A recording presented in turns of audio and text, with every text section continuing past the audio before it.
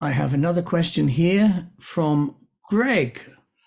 I've heard the subconscious mind is smart, except when it's not. Do people have the answer within? This is an interesting question. Okay. How clever is the unconscious? Well, the unconscious, you're not born with a super intelligent unconscious, but the unconscious mind has learned through thousands and thousands of years of evolution to better control the autonomous processes in your body, how to breathe, blood flow, everything, all of the different systems in your body, to control all of that. But in terms of navigating the world, it has some instincts like fight and flight, for example.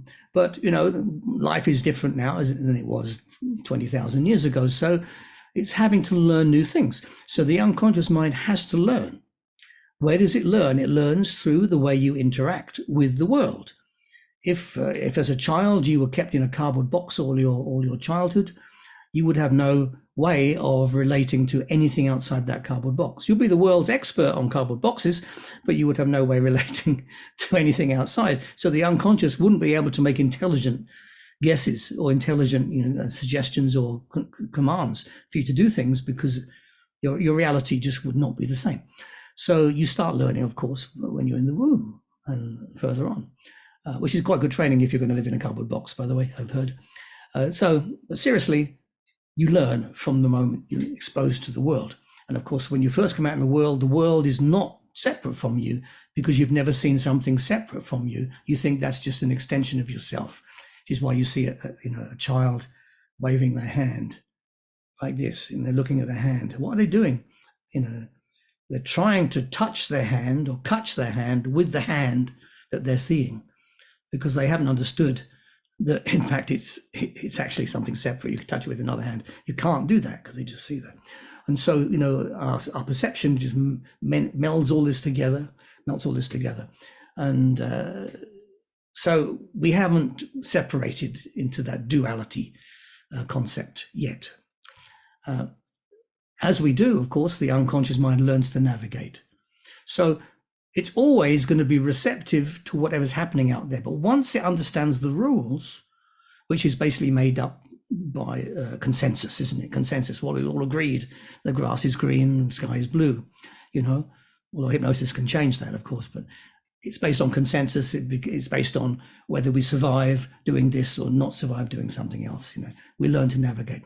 So the unconscious mind takes on all of that like a huge sponge. So it has a wisdom, because it's inherited their wisdom in the same way a tree would inherit wisdom on how to grow, how to let go of the leaves at a certain time of the year, or whatever. It's a wisdom.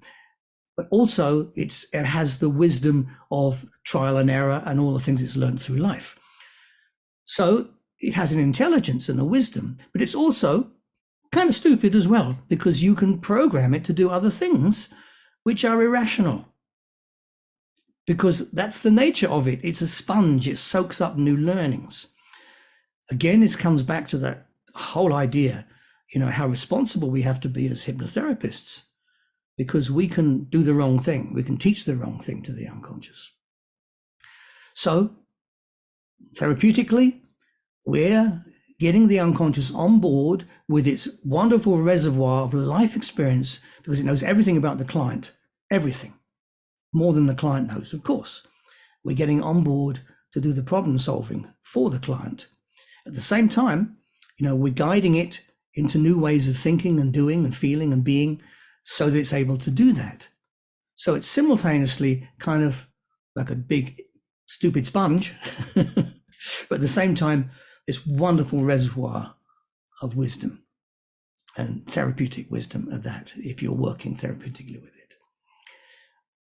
And of course, it learns through repetition, and it learns through emotion.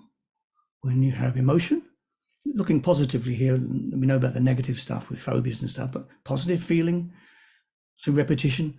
You do this, cause and effect, the effect is positive, it'll do it again. That's how we learn. We get reward all the time. That's how it works. And we avoid things that don't give us the reward. So the unconscious learns through this. And that's exactly what we're utilizing as therapists when we're doing therapy.